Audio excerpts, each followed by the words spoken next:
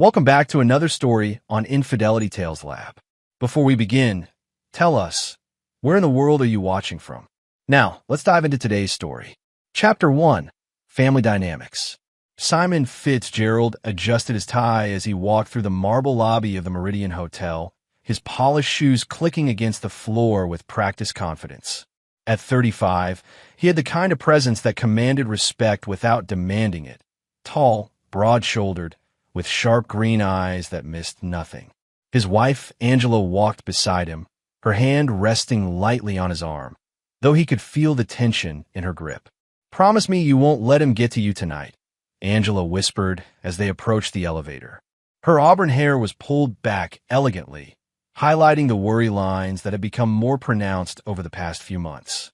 Simon pressed the button for the 20th floor, his jaw tightening slightly.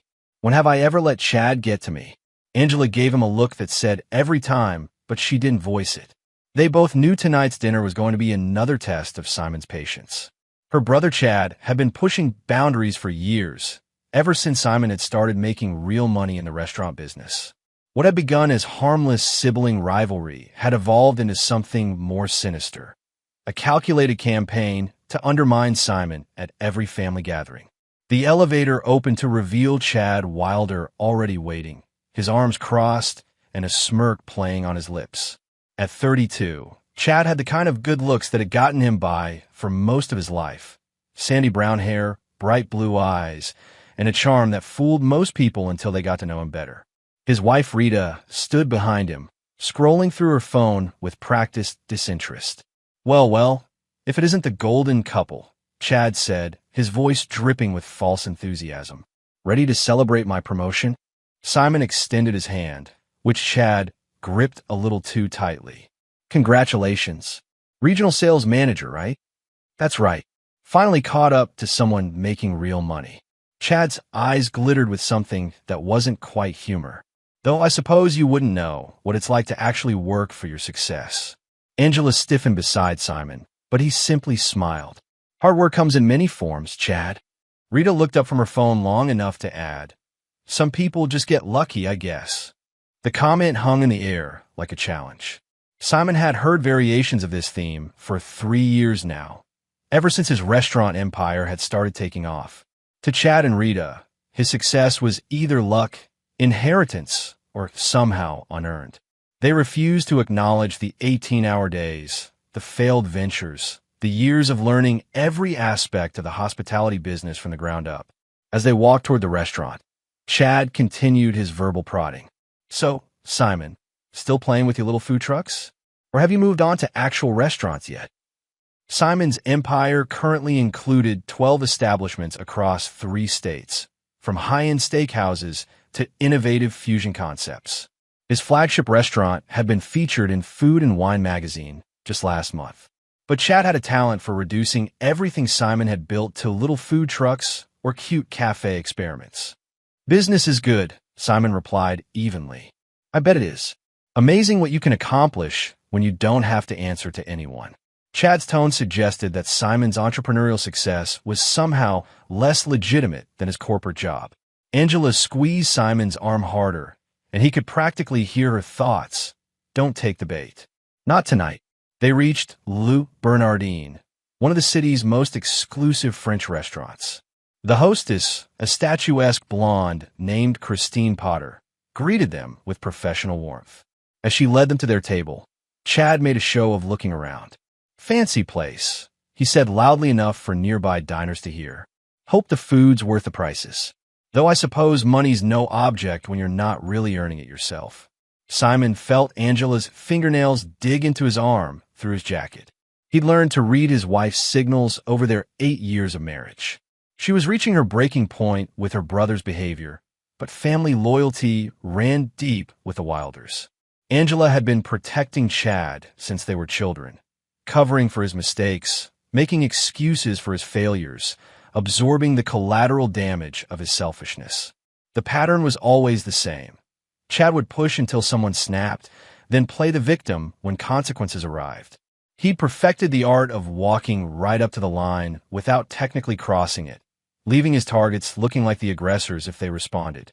As they settled into their seats, Chad continued his performance. So Rita and I have been talking about getting into the restaurant business ourselves. How hard could it be, right? Buy some ingredients, hire some cooks, collect the profits. Simon opened his menu calmly. There's definitely more to it than that. Come on, don't be modest. It's basically just customer service with food involved. I've been handling difficult clients for years. Restaurant customers can't be that much harder. Rita nodded along enthusiastically. We've been thinking about starting with a nice steakhouse. Those seem to do well. Simon could have explained the complexities of food cost management, staffing challenges, health department regulations, supply chain logistics, and the razor-thin profit margins that destroyed 90% of new restaurants within their first year. Instead, he simply said, "Good luck with that." Chad's eyes narrowed slightly at the dismissive response. He'd been hoping to draw Simon into a detailed explanation that he could then pick apart and minimize. When that didn't work, he shifted tactics. Of course, it helps to have connections. Angela mentioned you know some people in the industry. This was dangerous territory. Simon did indeed have connections, investors, suppliers, real estate developers, city officials, but they've been earned through years of building relationships and proving himself. Chad's implication was that these relationships were the secret to Simon's success, not his skill or dedication. Networking is important in any business, Simon acknowledged. Right. It's all about who you know. Chad leaned back in his chair with satisfaction, as if he'd just solved a puzzle. That explains a lot. Angela finally spoke up. Simon built his first restaurant from scratch, Chad. He worked 16-hour days for 2 years straight. I'm sure he did, Chad replied smoothly. I'm not saying it wasn't work. I'm just saying some people have advantages others don't. The waiter arrived to take their drink orders, providing a momentary reprieve from the tension. Chad ordered an expensive bottle of wine, the good stuff since we're celebrating, while Simon requested a club soda with lime. He'd learned years ago to stay sharp around Chad. As they waited for their drinks, Chad launched into a story about his promotion, making sure to emphasize how much his new position would pay and how impressed his bosses had been with his performance. It was classic Chad, turning a conversation that should have been about celebration into a competition. The crazy thing is, they offered the promotion to 2 other people first, but they both turned it down, Chad said, apparently oblivious to how this undermined his narrative of being specially chosen. Can you believe that? Turning down this kind of opportunity? Simon nodded politely, but his mind was elsewhere. He'd been watching Chad's behavior patterns for years, documenting the small cruelties and calculated insults. Tonight felt different, though. There was an edge to Chad's performance, a recklessness that suggested he was building towards something bigger. The drinks arrived, and Chad made a show of tasting the wine before approving it. As the waiter poured glasses for everyone, Chad raised his in a toast. To family, he said, his smile not quite reaching his eyes, and to finally being able to afford the finer things in life. The implication was clear. Unlike Simon, Chad had earned his money through legitimate means. As they clinked glasses, Simon caught Angela's eye and saw the mixture of embarrassment and resignation there. She'd been hoping tonight would be different, that maybe Chad had matured enough to celebrate without tearing others down. But Simon knew better. Chad was just getting started. Chapter 2. The Escalation. The appetizer course arrived with ceremonious flair, delicate arrangements of seared foie gras that cost more than most people spend on groceries in a week. Chad made a show of photographing his plate from multiple angles, clearly planning to post about the expensive meal on social media. This is incredible, Rita gushed, taking a bite. We should definitely come here more often now that we can afford it. Absolutely, Chad agreed. It's nice to finally be at a level where money isn't a constant worry. I can't imagine what it's like for people who have to stress about every dollar. Simon recognized the trap. Chad was trying to bait him into either agreeing, which would make him seem out of touch, or disagreeing, which would open the door for Chad to attack his background. Growing up, the Fitzgerald family had struggled financially after Simon's father died when he was 15. Simon had worked his way through college, started his first business with a $5,000 loan from his mother's life insurance, and built everything from there. Everyone has different challenges, Simon said diplomatically. Chad's eyes lit up like he'd been given an opening. That's so true. Like, I was just telling Rita how lucky you were to get into restaurants when you did. Right place, right time, you know? The food scene really exploded just as you were getting started. Angela set down her fork a little too hard. Simon didn't get lucky, Chad. He researched market trends for months before opening his first place. Oh, I know. I'm not saying he didn't work hard. I'm just saying timing is everything. Chad leaned forward conspiratorially. Plus, being single when you started must have been such an advantage. No family responsibilities, no one depending on you. You could take all kinds of risks that married guys like me couldn't afford to take. The comment was perfectly crafted poison. Chad knew that Simon had actually been engaged during those early years to his college girlfriend who'd left him when the restaurant business consumed his life. He'd sacrificed that relationship and many others building his empire. But Chad was rewriting history to make Simon's success seem like the result of irresponsibility rather than sacrifice. Rita nodded enthusiastically. That's so smart. Get established first, then worry about relationships later. Very strategic. Simon felt Angela's leg brush against his under the table, her way of reminding him to stay calm. But something was building inside him, a cold anger that he'd been suppressing for years. Different people make different choices at different times, he said evenly. Exactly, Chad exclaimed. And you made all the right ones. No judgment here. I actually admire the ruthless focus. Not everyone can prioritize business over everything else the way you did. The word ruthless hung in the air like an accusation. Chad was painting Simon as someone who'd trampled over relationships and responsibilities to get ahead, someone who'd chosen money over human connection. Their main courses arrived. Chad had ordered the most expensive item on the menu, a Japanese A5 Wagyu steak that cost nearly $200.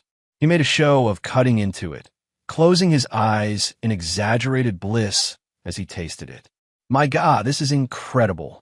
Rita, you have to try this. He held out a piece on his fork, feeding her like they were at a romantic dinner rather than a family meal. Simon noticed the performance was attracting attention from nearby tables. Chad loved an audience, and he'd spotted an elderly couple at the next table watching their interaction with interest. You know what's funny? Chad continued, raising his voice slightly. I always thought expensive food was just marketing, but this actually tastes different. I guess when you're spending real money, you get real quality. The implication was clear. Simon's restaurants were somehow fake or inferior, marketing over substance. It was particularly cutting because Simon had built his reputation on sourcing the finest ingredients and developing innovative techniques. The best restaurants focus on quality at every price point, Simon replied. Oh, absolutely. I'm not criticizing. It's just interesting how different markets work. Like, I'm sure your places serve great food for their target demographic. Their target demographic. Chad was suggesting that Simon's restaurants were somehow downmarket, that he didn't operate at the same level as establishments like this one.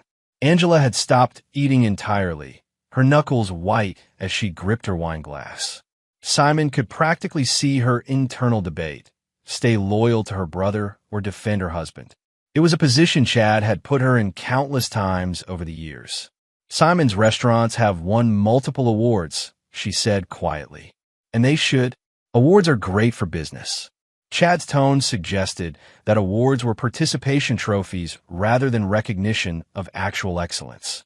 The conversation continued through the main course, with Chad finding new ways to diminish Simon's accomplishments while appearing supportive. He questioned whether Simon's restaurants could survive a recession, wondered aloud about the stress of depending on food trends, and suggested that the restaurant business was probably harder now that everyone and their brother was trying to get into it. Each comment was like a paper cut, individually small but collectively devastating. Simon found himself having to defend his entire career and identity, while Chad positioned himself as the voice of practical wisdom. By the time dessert arrived, Simon had cataloged dozens of microaggressions, each one carefully crafted around while maintaining plausible deniability. Chad had turned what should have been a celebration into a systematic deconstruction of Simon's self-worth. But the worst was yet to come. As the waiter presented the dessert menu, Chad waved it away dramatically. Actually, I think we should order something really special to cap off this amazing meal. What's the most expensive dessert you have? The waiter, a young man named Timothy Sherwood, looked slightly uncomfortable. Well, sir, our chocolate souffle with gold leaf is quite popular, or we have the vintage wine tasting with paired chocolates. Perfect. Let's do both. And how about some champagne to go with it? Something really nice. This is a celebration, after all. Simon watched Chad's performance with growing understanding. This wasn't just about showing off anymore. Chad was running up a massive bill, something that would normally make Simon uncomfortable given his practical nature. But why would Chad care about making Simon uncomfortable with an expensive meal unless? The realization hit him like a cold wave. Chad was setting up something bigger. This whole evening, the expensive wine, the premium steaks, the elaborate desserts, it was all building toward a moment when the bill would arrive and Chad would spring his trap. Simon's mind raced through the possibilities.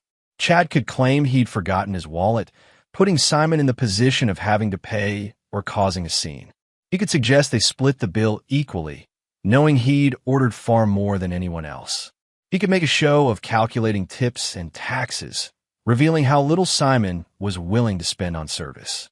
Whatever Chad had planned, it would be designed to publicly humiliate Simon while making Chad look like the victim of Simon's stinginess or selfishness. Simon felt a strange calm descend over him. For years, he'd endured Chad's psychological warfare because Angela loved her brother and because family harmony seemed more important than his own dignity. But tonight was different. Tonight, Chad was planning something that would cross every line. You know what? Simon said, pulling out his phone. I should probably check in with my managers. Make sure everything's running smoothly. Always working, Chad said with mock sympathy. That's the price of success, I guess. No rest for the entrepreneur. Simon scrolled through his contacts, finding the number he needed. As Chad continued his monologue about work-life balance, Simon typed a quick message. Dave, it's Simon. I'm at Luke Bernardine tonight. Table 32. Just wanted to give you a heads up. The response came back almost immediately. Got it, boss. Anything specific you need? Simon smiled as he typed back. Just be yourself. And thanks for covering for me tonight. He put his phone away and focused on Chad, who was now telling Rita about his plans to redecorate their apartment with his promotion bonus. The irony wasn't lost on Simon. Chad was spending money he didn't even have yet while positioning himself as more fiscally responsible than someone who'd built a multi-million-dollar business. I've always believed in celebrating victories, Chad was saying. Life's too short to worry about every penny. The champagne arrived, along with the elaborate desserts. Chad made another toast, this one to living life to the fullest, while shooting meaningful glances at Simon. The bill was growing by the minute, and Simon could practically see Chad mentally calculating the impact. What Chad didn't know was that Simon had spent the last 5 minutes setting a trap of his own, one that would turn Chad's planned humiliation into something very different. As they finished their champagne, Chad checked his watch theatrically. Wow, time flies when you're having fun. We should probably think about wrapping this up soon. Simon nodded agreeably, knowing that Chad's moment was approaching. Years of psychological warfare were about to come to a head, and for the first time in their relationship, Simon was going to be ready. The waiter approached with a leather folder, and Chad's eyes gleamed with anticipation. This was it, the moment he'd been building toward all evening. Check, please, Chad said with a smile that didn't quite hide his excitement. Simon sat back and waited, knowing that everything was about to change.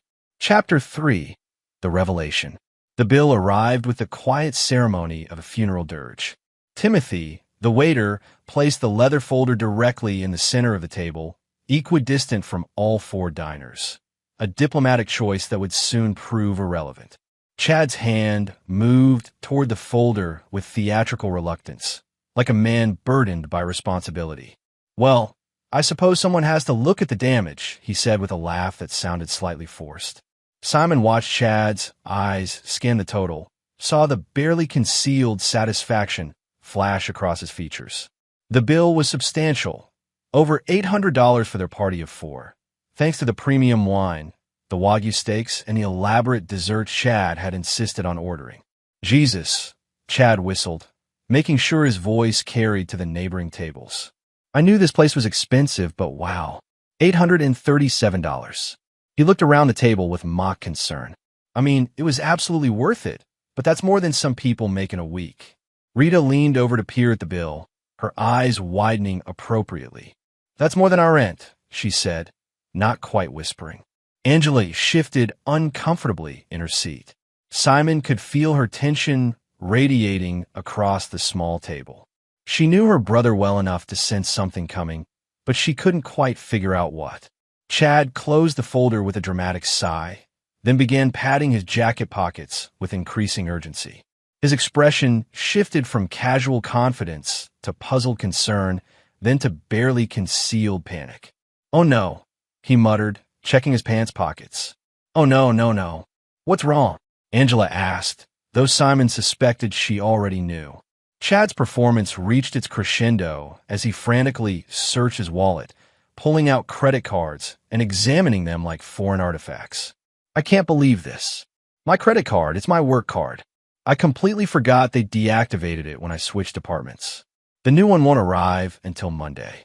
Rita joined the performance, checking her own purse with exaggerated thoroughness. "I don't have my card either.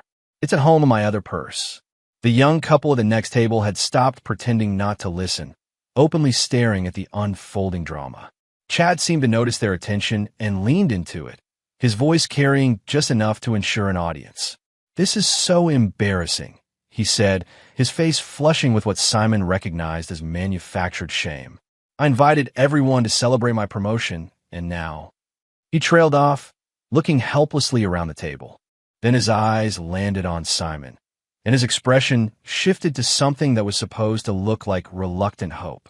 "Simon, I hate to ask this, but could you spot me? I'll pay you back first thing Monday, I promise." With interest, the trap was finally sprung. Chad had orchestrated this entire evening to put Simon in an impossible position. If Simon paid without complaint, Chad could claim later that Simon was showing off his wealth, flaunting his success over family. If Simon hesitated or complained about the amount, Chad could paint him as petty and cheap, someone who nickel and dimed his own family. But Chad's masterstroke was the public nature of the moment. The elderly couple at the next table, the waitstaff, even other diners within earshot were all witnesses to Simon's response. Whatever he did would be remembered and potentially retold, becoming part of Chad's narrative about their relationship. "Looks like you're washing dishes tonight," Chad added with a laugh that sounded hollow to Simon's trained ear.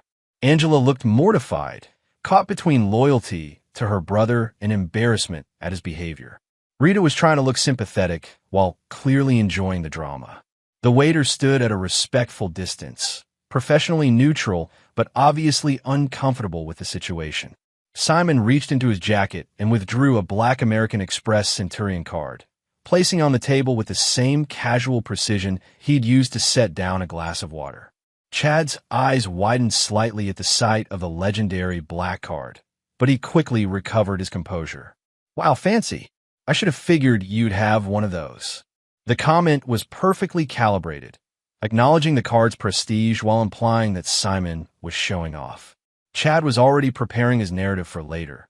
Simon made such a big deal about paying, waving around his black card like some kind of trophy. Timothy, the waiter, picked up the card with practiced reverence. But as he examined it, something strange happened. His professional composure cracked slightly, and he looked at Simon with sudden recognition. "Mr. Fitzgerald," he said quietly, "I'll be right back with this." Chad caught the change in the waiter's tone immediately. His eyes narrowed as he studied Simon's face, looking for some clue about what had just happened. "He knows you," Chad said, his voice carefully neutral. "Do you eat here often?" "Occasionally," Simon replied, which was technically true. He'd been here 3 times in the past year for business meetings. But Timothy was already walking quickly toward the kitchen, and Simon could see him speaking urgently to someone through the service window. Within moments, a tall, distinguished man in an expensive suit was walking toward their table with purposeful strides. Dave Miller was the general manager of Loop Bernardine, a consummate professional with 20 years of experience in high-end hospitality. But more importantly to Simon, Dave was also the general manager of Simon's flagship restaurant, the Meridian Room, which he ran under a management contract that allowed him to oversee multiple establishments. Dave approached their table with a warm smile directed specifically at Simon. "Mr. Fitzgerald, what a pleasant surprise. I didn't realize you were dining with us tonight." Chad's confusion was visible, but he quickly masked it with his practiced charm. "Oh, are you the manager? The service has been absolutely incredible tonight." Dave acknowledged Chad with a polite nod before turning back to Simon. "Sir, I wanted to personally ensure everything has been to your satisfaction this evening." "Everything's been perfect, Dave. Please thank the chef for the excellent preparation." "I certainly will." Dave gestured slightly toward the bill. "And, of course, there's no charge for tonight." The owner's instructions were very clear about that. The words hung in the air like a revelation. Chad's face went through a series of micro-expressions: confusion, realization, disbelief, and finally a dawning horror as the implications sank in. "The owner?" Chad's voice came out slightly strangled. Dave looked genuinely surprised by the question. "Mr. Fitzgerald owns Loup Bernardine, along with several other establishments in the city. I manage this location for him, just as I manage the Meridian Room." The silence that followed was deafening. Chad's carefully constructed narrative crumbled in real time as his brain processed what he'd just learned. For months, he'd been positioning himself as Simon's equal, suggesting that Simon's success was somehow less legitimate than his own corporate job. He'd spent the entire evening talking about finally being able to afford the finer things while unknowingly dining as Simon's guest in Simon's own restaurant. Rita's face had gone pale. The elderly couple at the next table were now staring openly, having witnessed what was clearly a significant moment. Timothy, the waiter, stood nearby, uncertain whether to retreat or stay. Angela was looking at her husband with a mixture of shock and something that might have been pride. She'd known Simon was successful, but she hadn't realized the full extent of his holdings. He'd never mentioned owning Loup Bernardine, one of the city's most prestigious establishments. Chad's mouth opened and closed soundlessly as he struggled to process the reversal. Every comment he'd made about expensive food, about real quality, about understanding fine dining had been unwittingly directed at the owner of the establishment. He'd spent the evening educating Simon about his own business. Chad started, then stopped, unable to complete the thought. Simon finally spoke, his voice quiet but carrying clearly in the sudden hush. "I acquired Loup Bernardine 18 months ago. Dave has been managing it for me since then, along with 3 other locations." The words were simple, factual, delivered without malice or triumph. But their impact on Chad was devastating. Every assumption he'd made, every insult he'd crafted, every attempt to diminish Simon's achievements had just been revealed as fundamentally ignorant. Dave, sensing the tension but maintaining his professionalism, addressed Simon again. "Is there anything else you need this evening, sir?" "Just the usual, Dave. And please add a 30% gratuity for Timothy. He's provided excellent service tonight." Dave nodded and retreated, taking Timothy with him and leaving the family alone with the wreckage of Chad's ambitions. The silence stretched on, broken only by the quiet conversations from other tables and the distant sounds of kitchen activity. Chad stared at the tablecloth, his face cycling through shades of red and white as the full scope of his humiliation sank in. Simon reached across the table and placed his hand gently on Angela's. "Ready to go home?" She nodded wordlessly, still processing everything that had just happened. As they stood to leave, Chad finally found his voice. "Why didn't you tell us?" Simon paused, looking down at his brother-in-law with something that might have been pity. "You never asked." The 4 words contained multitudes, years of endured insults, months of patience, and a quiet dignity that Chad's behavior had never quite managed to shake. As they walked toward the exit, Simon could feel the weight of watching eyes from every table they passed. The story of what had just happened would spread through the city's social circles by morning, becoming legend before the week was out. But for now, Simon was content to walk beside his wife, feeling her hand squeeze his arm with new understanding and, perhaps for the first time in years, genuine admiration. Behind them, Chad and Rita sat frozen at the table, contemplating the ruins of an evening that was supposed to have been Chad's triumph. The revolution was complete, but Simon suspected it was only the beginning. Chapter 4. Aftermath and Revelations. The Uber ride home passed in silence, so thick it felt like a physical presence in the car. Angela stared out the window at the passing streetlights, her reflection ghost-like in the glass. Simon could see her processing the evening's events, trying to reconcile the husband she thought she knew with the man who casually owned one of the city's most exclusive restaurants.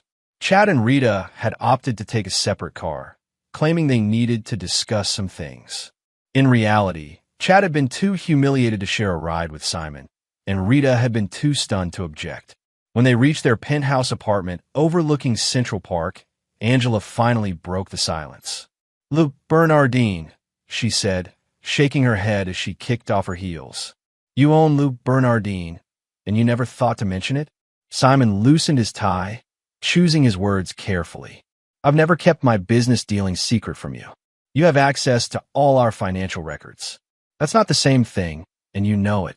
Angela poured herself a glass of wine from the bottle they kept in the kitchen. There's a difference between having access to information and being told important things directly. She was right, of course. Simon had always been private about his business acquisitions, treating them as routine transactions rather than life events worth discussing. It was a habit formed during his early years, when every deal was uncertain and celebrating too early often led to disappointment. "I should have told you," he admitted, sitting down at their kitchen island. "I just didn't think about it. Dave manages the place, the staff runs the operations. I'm mostly just the money behind it." Angela studied his face over her wine glass. "Just the money behind a $2 million restaurant purchase. Just casually owning one of the places we've always talked about going to for our anniversary." The irony wasn't lost on Simon. They discussed Le Bernardine multiple times over the years, with Angela mentioning how she'd love to celebrate a special occasion there someday. He'd always agreed non-committally, never revealing that he could arrange a table with a single phone call. "How many others are there?" Angela asked. "How many restaurants do you actually own that I don't know about?" Simon pulled out his phone and opened a folder of documents. 17 currently. 3 more in development. 2 I'm looking to sell. The number hit Angela like a physical blow. 17? Simon, that's not a restaurant business. That's an empire. She wasn't wrong.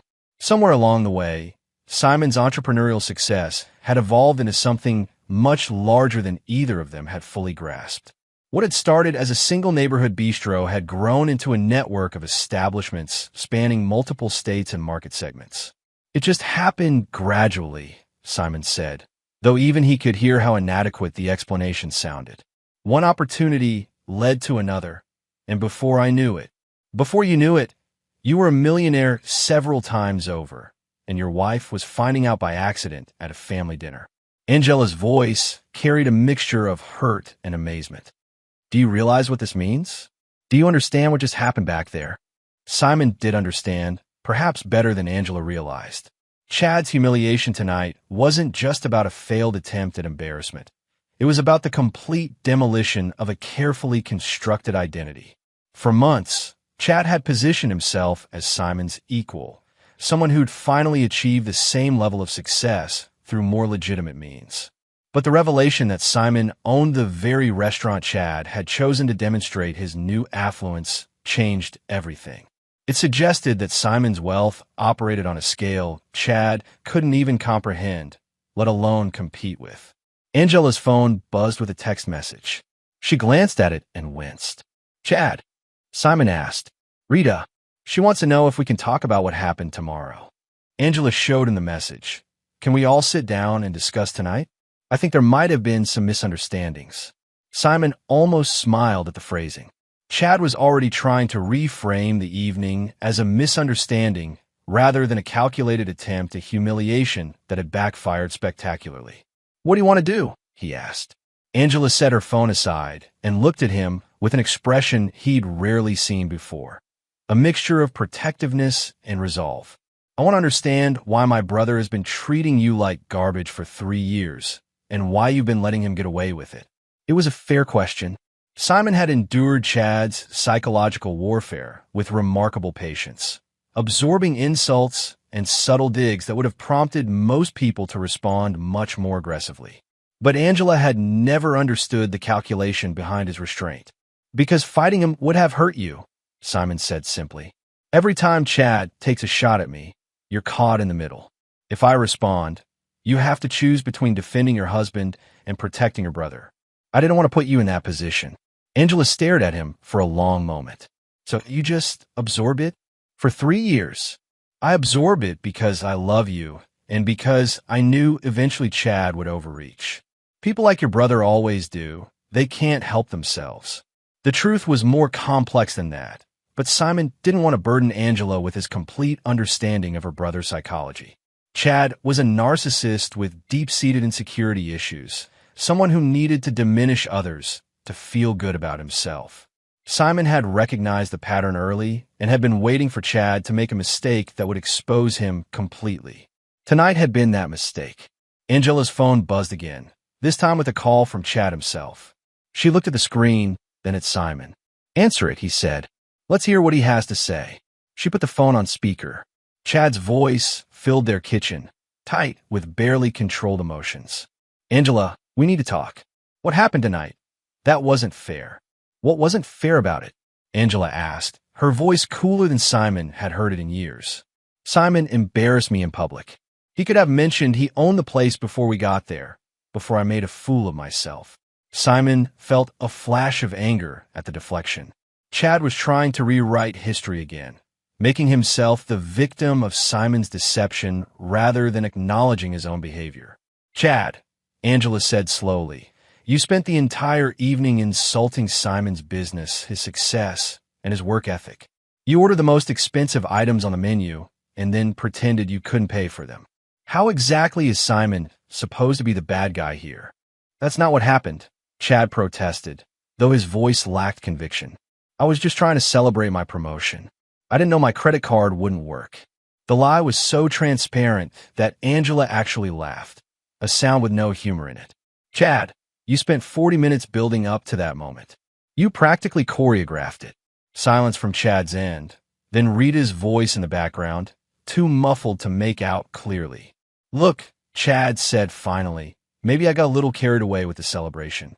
But Simon's my family now, and family doesn't humiliate family in public." The audacity of the statement left Angela speechless. Chad had spent years humiliating Simon at every family gathering, but now that the tables were turned, he was invoking family loyalty as a shield. Simon leaned toward the phone. "Chad, you're absolutely right.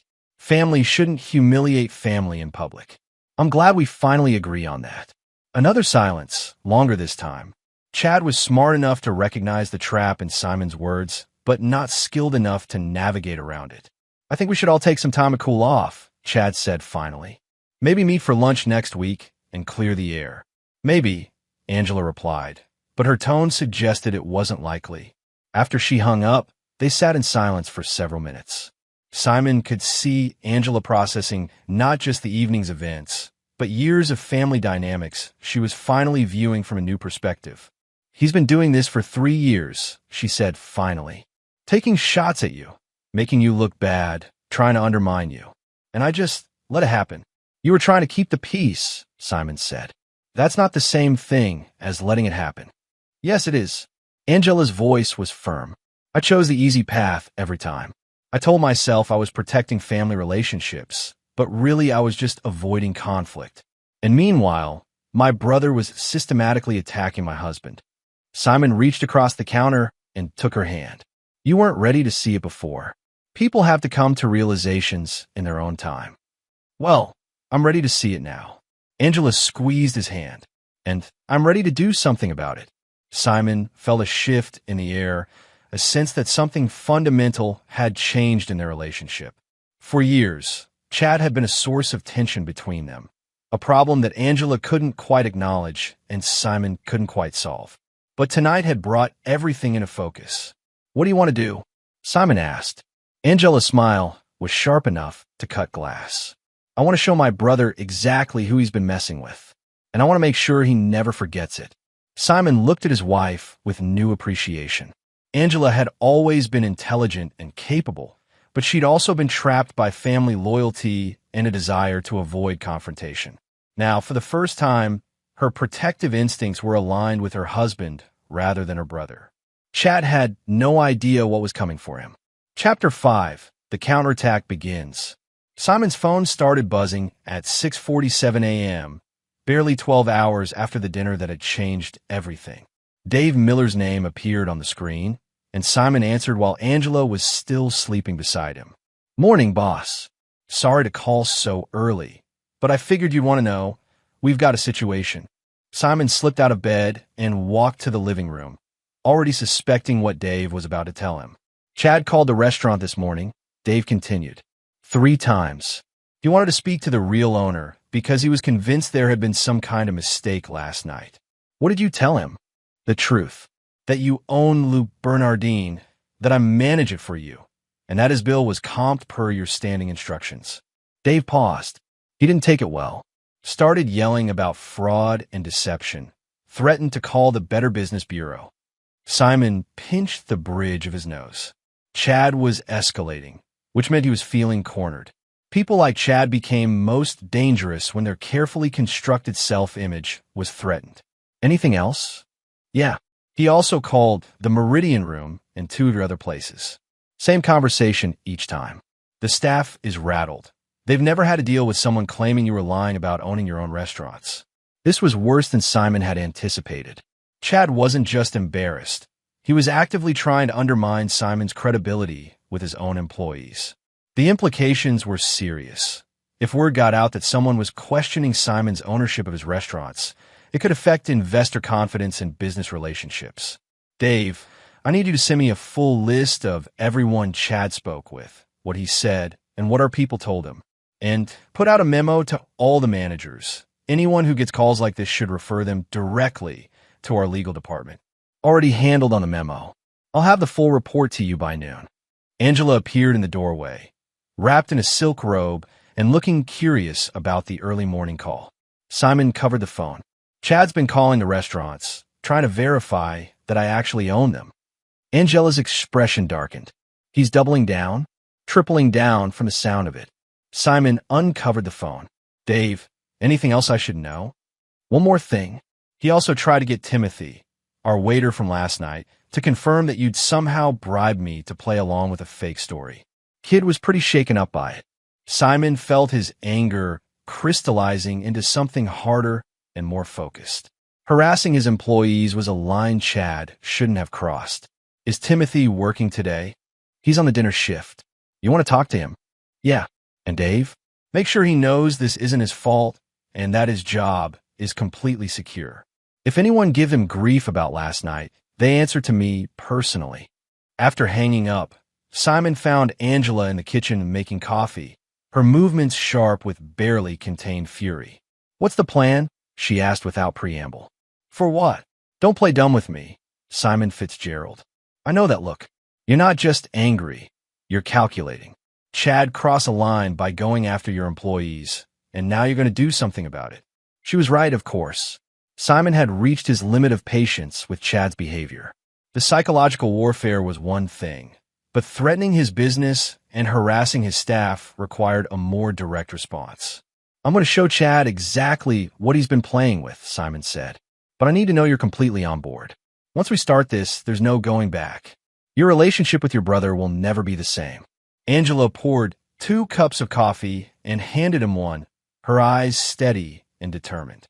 "My brother spent 3 years trying to destroy my husband's reputation and self-worth. Then he tried to humiliate you in public, and when that backfired, he decided to attack your employees. I stopped caring about preserving our relationship the moment he crossed that line." Simon nodded, recognizing the steel in his wife's voice that had first attracted him to her years ago. Angela could be diplomatic when necessary, but when she finally decided to fight, she fought to win. His phone buzzed with a text from an unknown number. "This isn't over. You made me look like a fool last night, and I don't forget things like that." "Chad." Simon showed the message to Angela, who stared at it with disbelief. He's actually threatening you? After everything he did? Classic Chad. In his mind, I'm the aggressor because I didn't let him humiliate me successfully. Angela grabbed her own phone and started typing rapidly. Rita's been texting me all morning, wanting to work things out and asking why we can't all just move past this. She has no idea what Chad's been doing behind the scenes. Simon's phone rang again. This time it was Julius Carr, his attorney and longtime friend. Julius handled all the legal aspects of Simon's business empire, from contract negotiations to employment issues. Simon, I just got an interesting call from someone claiming to be your brother-in-law. He wanted to verify your ownership of several restaurants and seemed to think there might be some kind of fraud involved. Chad's been calling around all morning, Simon explained. He's having trouble accepting reality. Well, his reality is about to get a lot more complicated. I did some basic research on him after the call, and he's got some interesting vulnerabilities. Simon put the phone on speaker so Angela could hear. What kind of vulnerabilities? Employment law violations, for starters. The company he works for, Hendricks & Associates, has very strict policies about employee conduct and social media usage. Your brother-in-law has been posting some problematic content on LinkedIn and Facebook, including disparaging comments about competitors and inappropriate remarks about clients. Angela leaned forward with interest. What kind of remarks? The kind that could get him fired if they came to his employer's attention. There's also the matter of his expense reports. I found several instances where he's claimed business meals that were clearly personal in nature. Simon felt a piece of the puzzle click into place. How extensive is this? Extensive enough to end his career if properly documented and presented. The man's been sloppy, probably because he never thought anyone would look closely at his professional conduct. Why are you telling me this, Julius? Because he threatened you, Simon. The text message you forwarded to me constitutes harassment, and given his pattern of behavior, I think we need to be prepared for him to escalate further. People like Chad don't usually stop at phone calls and text messages. Angela was staring at Simon with a mixture of excitement and apprehension. The conversation had moved beyond family drama into something more serious. A systematic dismantling of Chad's professional life. What are you recommending? Simon asked. Document everything. His harassment of your employees, the threatening messages, the attempts to damage your business reputation. If he keeps pushing, we'll have multiple avenues for response. After Julius hung up, Angela sat back in her chair and looked at Simon with new understanding. This isn't just about getting back at Chad anymore, is it? This is about protecting your business. It's about both, Simon replied. Chad made it personal when he attacked me in front of you. He made it business when he went after my employees. Now he's made it legal with the threatening messages. Angela nodded slowly. So what's the next move? Simon's smile was cold and calculating. We're going to give Chad exactly what he's been asking for, a real competition with me. But we're going to play by my rules this time. Angela raised her coffee cup in a mock toast. To finally taking the gloves off. To finally taking the gloves off, Simon agreed. Neither of them noticed the text notification that popped up on Angela's phone. Meeting today at 2 p.m. Hendricks & Associates conference room. We need to discuss Chad's recent behavior. Rita, the battle was about to begin in earnest. Chapter 6. The trap is set.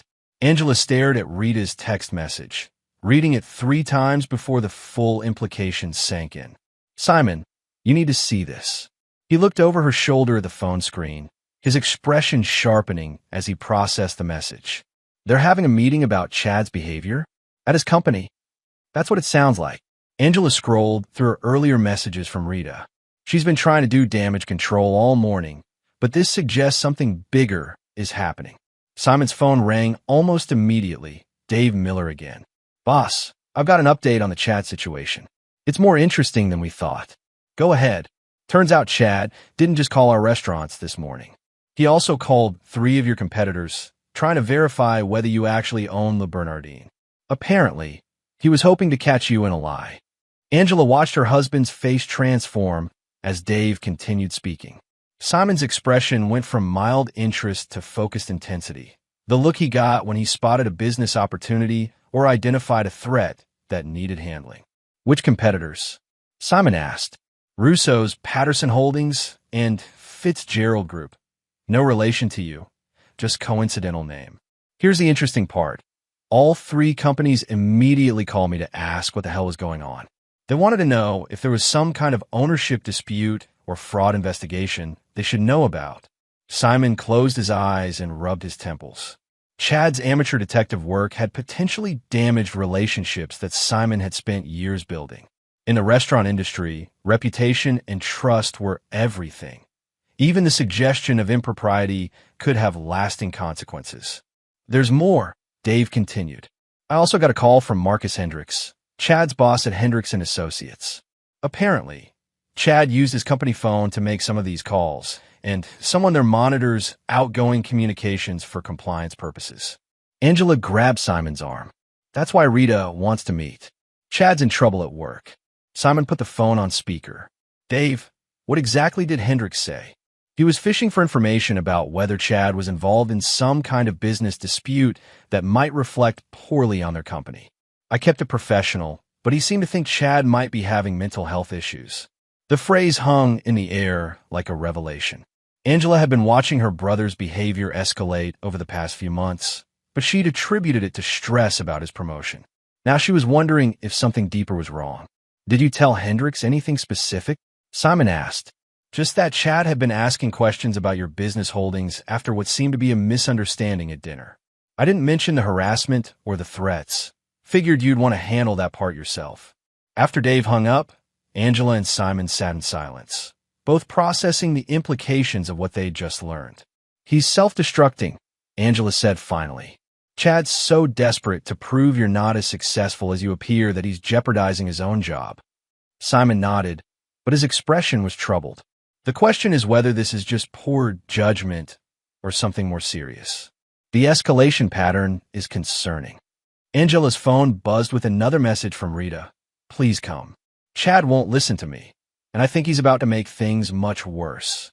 She's scared, Angela observed. Rita's never asked me for help before.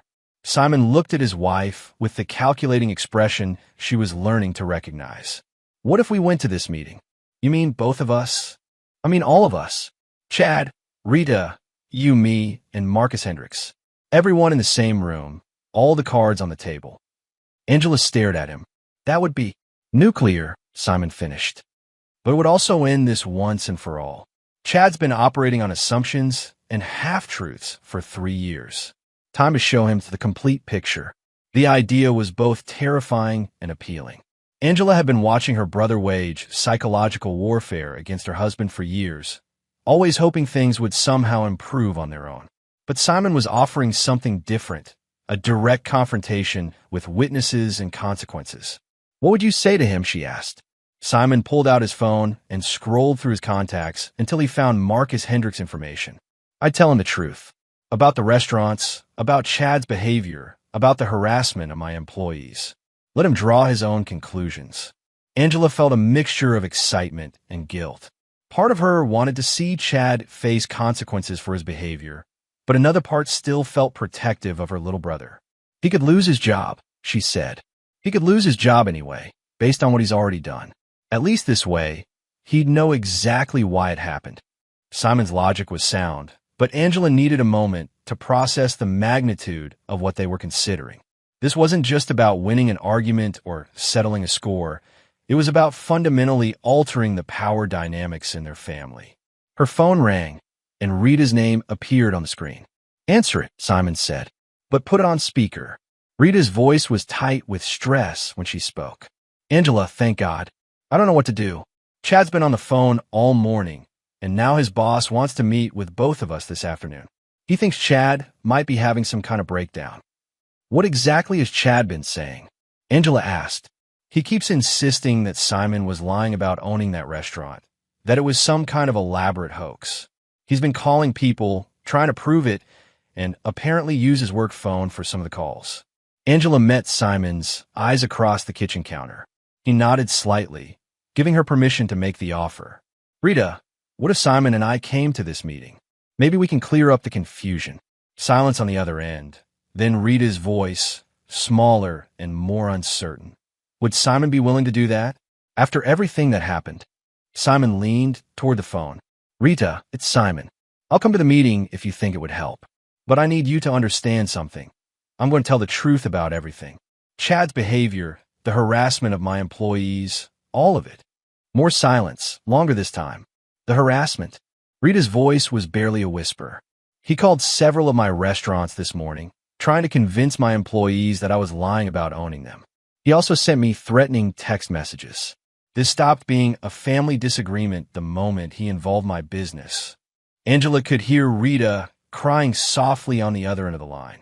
When she finally spoke, her voice was thick with tears. I didn't know about the threats. He just said he was trying to understand what happened last night. Rita, Angela said gently, has Chad been acting differently lately? More aggressive, more paranoid?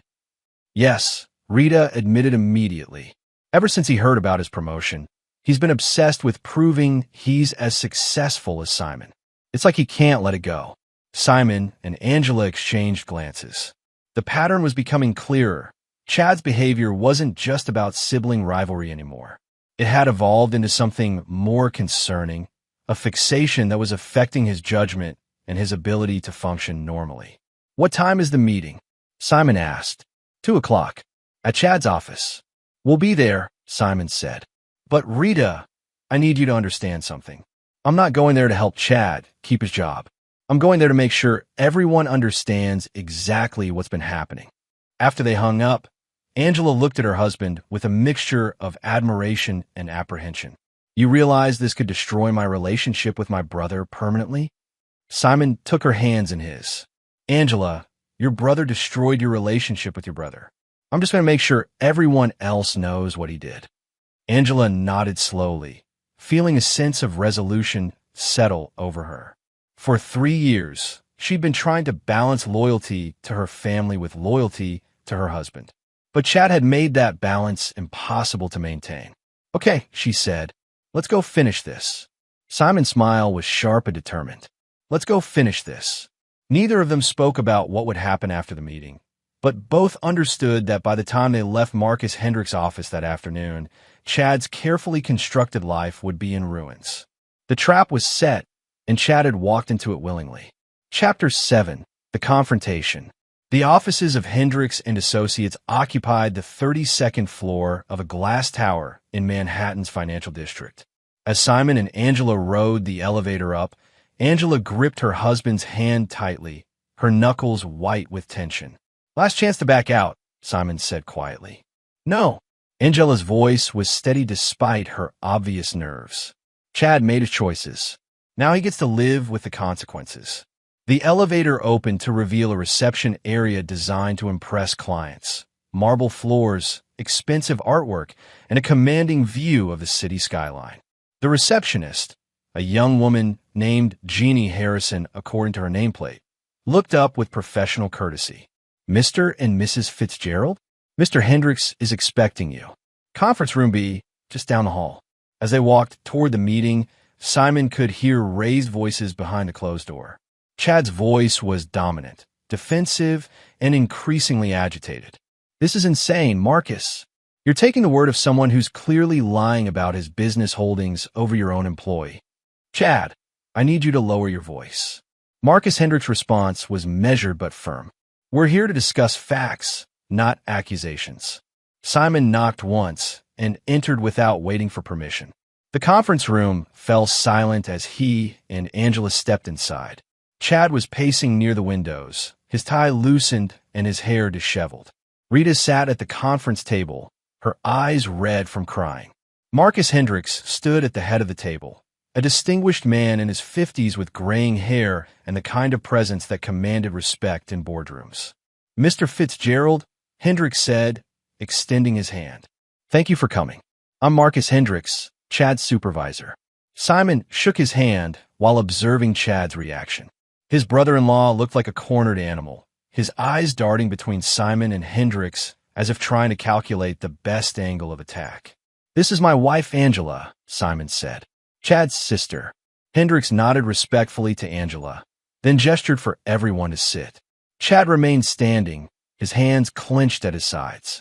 Before we begin, Hendricks said, I want to make it clear that this meeting is being recorded for HR purposes. Everyone here consents to that, correct?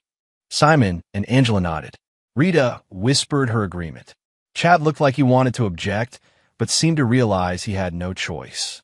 Chad, Hendricks continued, you've made some serious allegations about Mr. Fitzgerald's business practices. You've also used company resources to investigate these claims.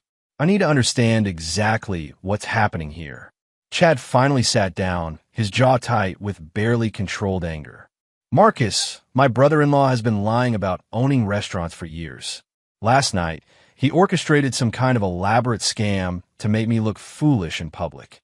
Simon pulled out his phone and placed it on the table. Would you like to see the ownership documents for Le Bernardin?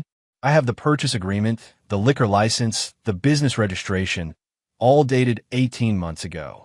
Those could be forged, Chad said quickly. Hendricks raised an eyebrow.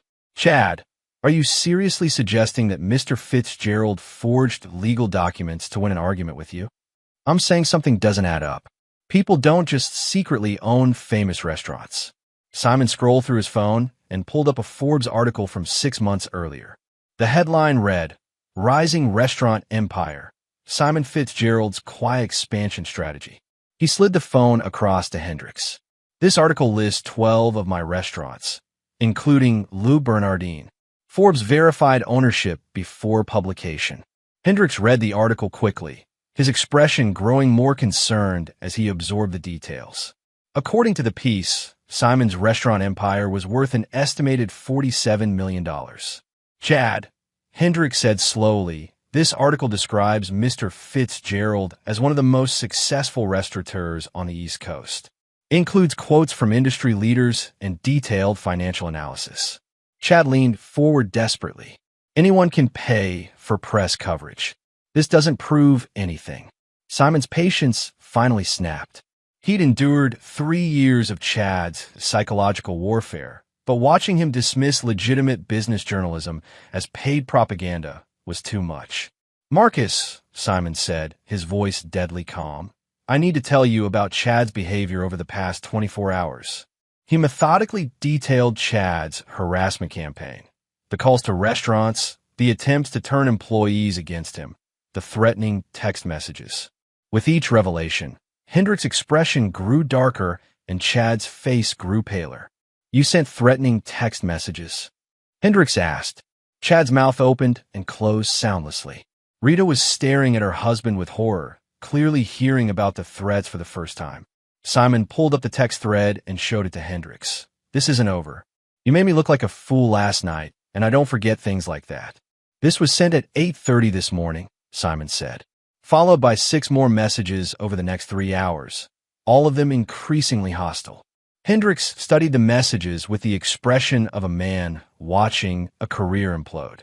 Chad, did you send these messages? I was upset, Chad said weakly. I didn't mean. You didn't mean to threaten a successful businessman because you were embarrassed at dinner? Hendricks' voice was ice cold. You didn't mean to use company phones to harass his employees? You didn't mean to make accusations of fraud without a shred of evidence. Rita finally spoke up, her voice barely audible. Chad, what have you done? Angela reached across the table and took Rita's hand. Rita, there's something else you need to know. She pulled out her own phone and showed Rita the LinkedIn post Chad had been making about Simon over the past few months. Posts that questioned his business acumen, suggested his success was unearned, and made subtle digs about fake entrepreneurs. He's been conducting a public campaign against Simon for months, Angela said. I only found them this morning when I started looking. Hendricks was now scrolling through the posts on his own phone, his face growing darker with each one he read. Chad, these posts violate our social media policy in multiple ways. You've made disparaging comments about what you're now claiming is a $47 million business empire, and you've done it while employed by this company. Chad was finally beginning to understand the magnitude of his situation. His face had gone from red to white to a sickly gray color. Marcus, I can explain. Explain what? Hendricks stood up, his patience clearly exhausted. Explain why you've spent months harassing a client's family member? Explain why you used company resources to investigate personal vendettas. Explain why you've potentially exposed this company to liability for your bizarre behavior. Simon felt a moment of sympathy for Chad, watching him realize that his 3-year campaign of psychological warfare had just cost him everything. But the sympathy was brief. Chad had brought this entirely on himself. "There's one more thing," Simon said quietly. He pulled out a business card and slid it across the table to Hendricks. The card read, "Fitzgerald Hospitality Group, Strategic Consulting and Investment Services. We've been considering Hendricks and Associates for our corporate catering contracts," Simon said. "About $2 million annually across all our properties." The room fell completely silent. Hendricks stared at the card, then at Simon, then at Chad with an expression of pure disbelief. "You've been harassing a potential $2 million client." Hendricks' voice was barely controlled fury. "For 3 years." Chad slumped in his chair, finally understanding that he hadn't just lost an argument. He'd potentially cost his company millions of dollars in business. "Marcus," Chad said desperately, "I didn't know." "You didn't know because you never bothered to ask," Angela interrupted, her own anger finally breaking through her composed exterior. "You assumed. You assumed Simon was lying. You assumed his success was fake. You assumed you could tear him down without consequences." She stood up, her voice growing stronger. "My husband has never said a bad word about you to anyone. He's endured 3 years of your insults and psychological abuse because he didn't want to hurt me. But you couldn't leave it alone, could you? You had to keep pushing until you destroyed everything." Rita was crying openly now, staring at her husband with a mixture of horror and disappointment. Hendricks cleared his throat. "Chad, I think it's best if you clear out your office today. Security will escort you out. We'll discuss the terms of your termination through HR." Chad's career was over. His reputation was destroyed. His marriage was in jeopardy. All because he couldn't accept that his brother-in-law was more successful than he was. As Simon and Angela prepared to leave, Hendricks stopped them. "Mr. Fitzgerald, I hope this incident won't affect your consideration of our company for your catering needs." Simon looked back at Chad, who was sitting in stunned silence, then at Hendricks. "I think we can probably work something out," he said. The trap had worked perfectly. Chad's own behavior had been the bait, and his own choices had sprung the mechanism. The war was over. Simon had won without ever having to fire a shot. Chapter 8. The Reckoning. 2 weeks after the meeting at Hendricks & Associates, Simon sat in his home office reviewing quarterly reports when Angela knocked on the door. Her expression was troubled in a way he'd rarely seen. "Rita's here," she said. "She wants to talk to both of us." Simon found Rita in their living room, looking like she'd aged years in the past 2 weeks. Her usual polished appearance was gone, replaced by dark circles under her eyes and clothes that looked like they'd been slept in. "Thank you for seeing me," she said, her voice barely above a whisper. "I know I probably don't have the right to ask for anything after what Chad did." Angela sat across from her, while Simon remained standing near the window. The dynamic in the room was different now. Rita was no longer Chad's co-conspirator, but a victim of his behavior. "How is he?"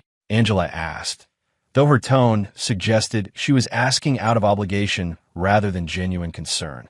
Rita's composure cracked slightly. "Not good. He's been drinking more, sleeping all day. He keeps saying this is all Simon's fault, that you set him up somehow." Simon felt a flare of anger, but kept his voice level. "Did he tell you about the job interviews?" Rita nodded miserably. "For companies. All of them withdrew their offers once they called Hendricks for references. Marcus told them about the harassment and the social media posts. Word had spread quickly through the industry. Chad's behavior had been so egregious that Marcus Hendricks felt obligated to warn other potential employers about the liability he might represent.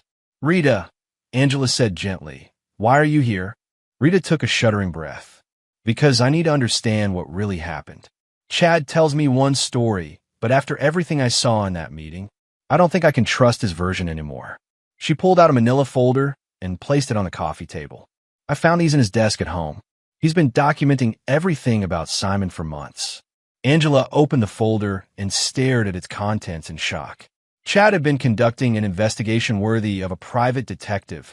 Screenshots of social media posts, printed articles about Simon's restaurants, financial speculation based on public records, even photographs taken at family gatherings with notes about Simon's clothing and behavior. Jesus, Angela breathed. This is obsessive, Simon finished. He'd known Chad's behavior was concerning, but this suggested something closer to stalking than sibling rivalry. Rita wiped tears from her eyes.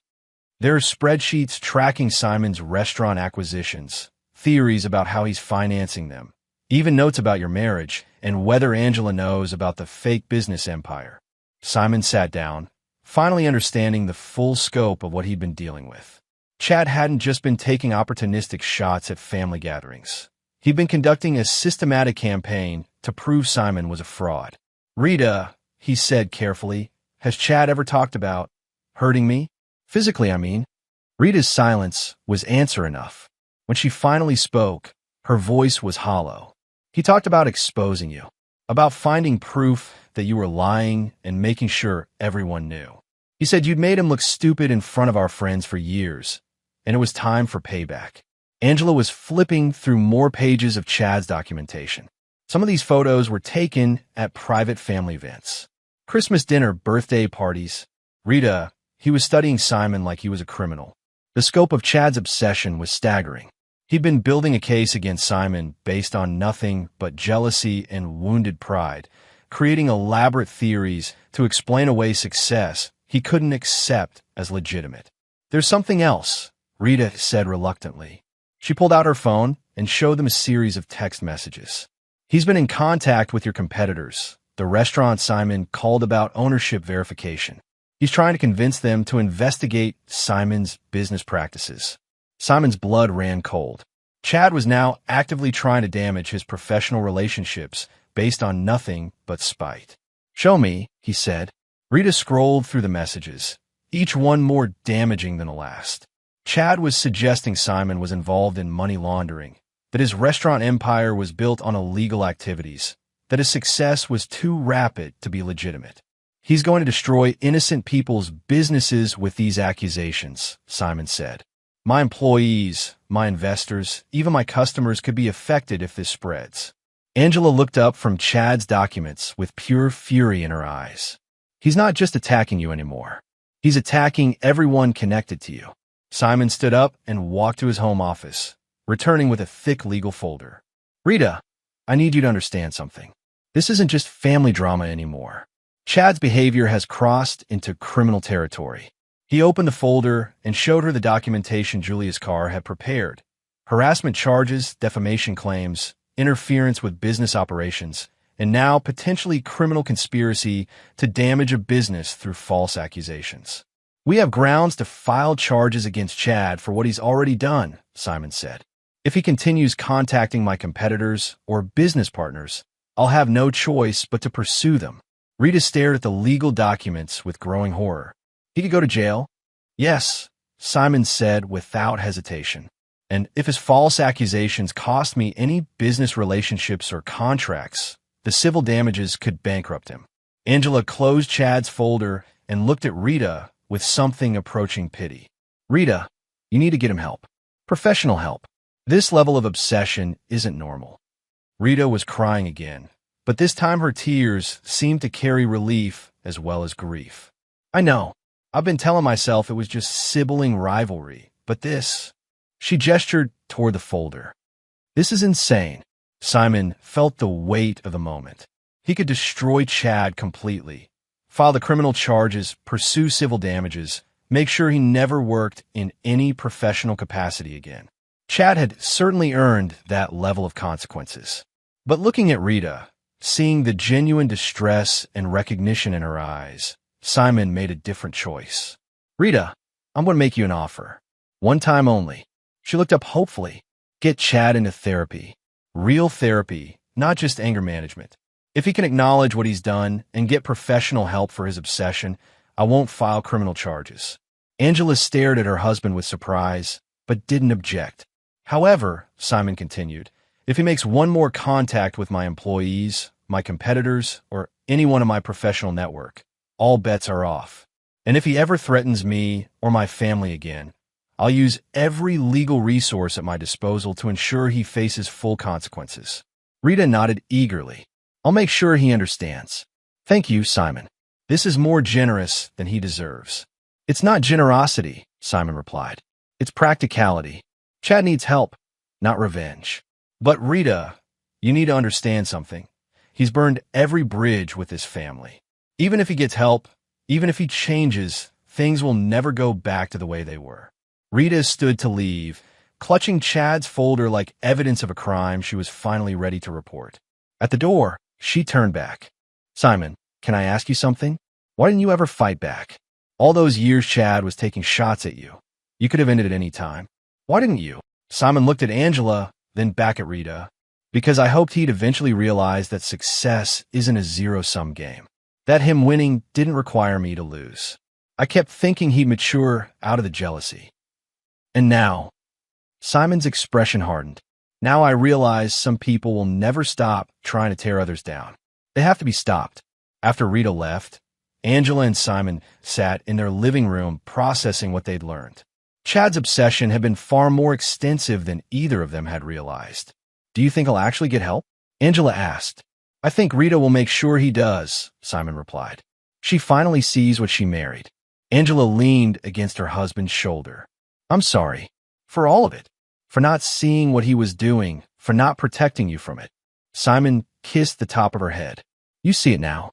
That's what matters. Outside their window, the city sparkled with lights and possibilities. Chad's war was over, but Simon's empire would continue to grow. Success, it turned out, really was the best revenge. But more importantly, he had his wife's complete loyalty and support for the first time in their marriage. That was worth more than any business victory. The battle was won. The war was over. And Simon Fitzgerald had emerged stronger than ever. Chapter 9, New Beginnings. 6 months after the confrontation at Hendricks & Associates, Simon stood in the kitchen of his newest restaurant, watching his head chef prepare for the evening service. The Meridian Room's flagship location had just received its second Michelin star, and reservations were booked solid through the end of the year. Angela appeared in the doorway, holding 2 glasses of champagne and wearing the kind of smile that had first caught his attention years ago. Celebrating alone? She asked, handing him a glass. Celebrating with the most important person in my life, he corrected, pulling her close. Their relationship had transformed completely since the Chad crisis.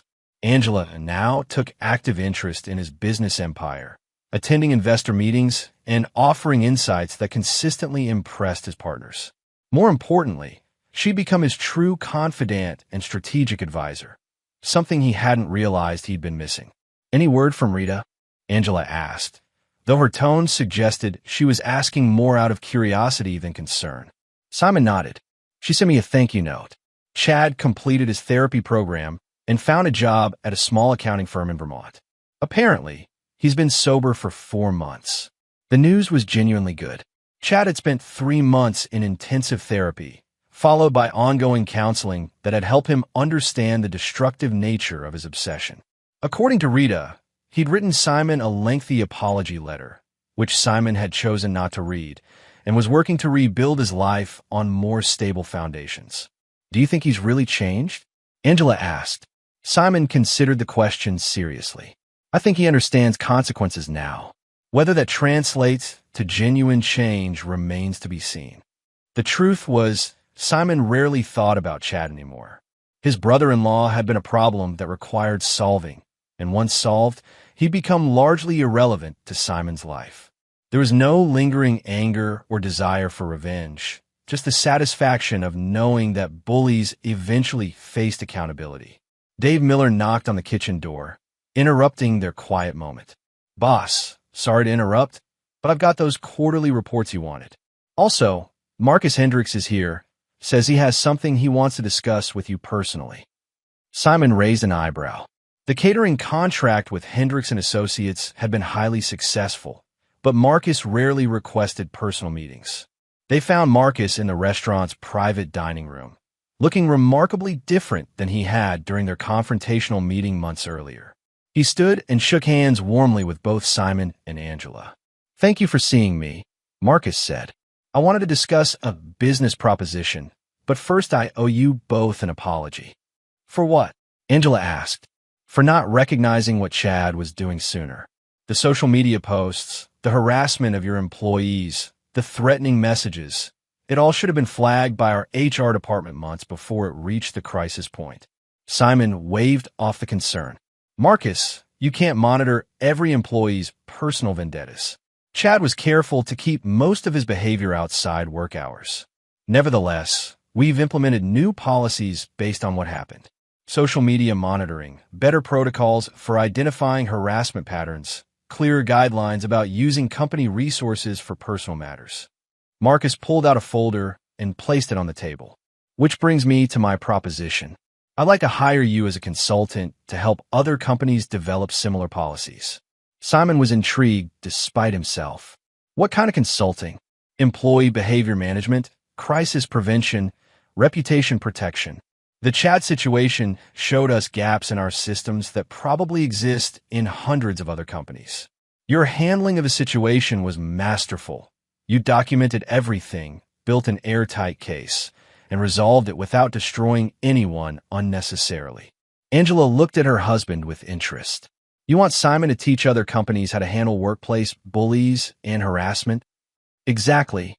But more than that, I want him to help companies recognize the early warning signs before situations escalate to the point Chad's did. Simon had to admit the idea was appealing. His experience with Chad had taught him a lot about psychology, documentation, and strategic response to harassment. Translating those lessons into a consulting framework could help other people avoid similar situations. What would this involve, he asked. Marcus opened his folder and pulled out a preliminary proposal. 20 companies have already expressed interest based on our preliminary discussions. The consulting fees would be substantial, but more importantly, you'd be helping create healthier workplace environments. Simon scanned the proposal, noting that several Fortune 500 companies were on the list. The potential impact, both financial and social, was significant. I'll need to think about it, he said. My restaurant empire keeps me pretty busy. Of course. But Simon, you've got a unique combination of business acumen, psychological insight, and practical experience with harassment situations. That's rare. After Marcus left, Simon and Angela remained in the private dining room, discussing the unexpected opportunity. It's appealing, Angela said. You'd be helping people while building another revenue stream. Simon nodded, but something else was occupying his thoughts. Angela, can I ask you something? Are you happy with how everything worked out? She looked at him with surprise. What do you mean? With Chad, with your family. I know ending that relationship was painful for you. Angela was quiet for a long moment, swirling her champagne as she considered the question. Chad made his own choices, she said finally. I spent years trying to protect him from the consequences, but that wasn't actually helping him. It was just enabling more destructive behavior. She reached across the table and took Simon's hand. I'm happy that I finally chose to protect my husband instead of my brother's feelings. I'm happy that we're finally on the same team. And I'm proud of how you handled everything. You could have destroyed him, but you gave him a chance to get help instead.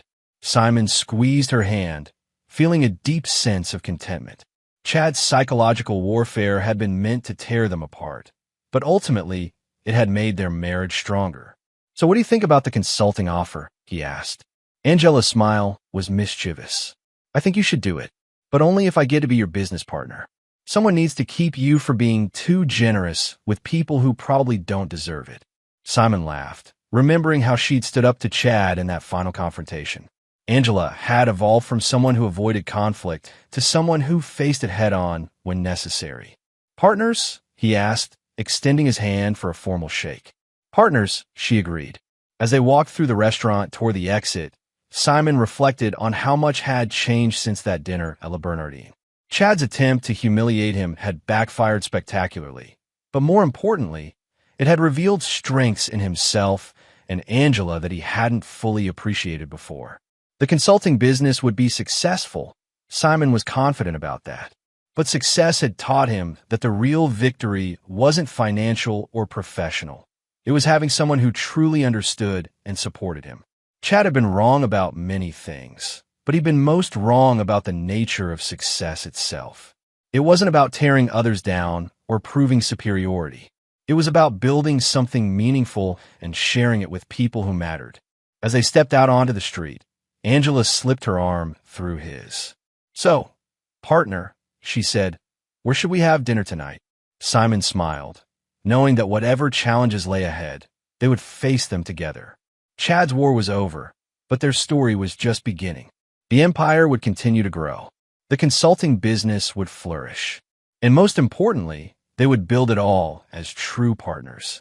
That was a victory worth savoring. And there you have it. Another story comes to an end. What did you think?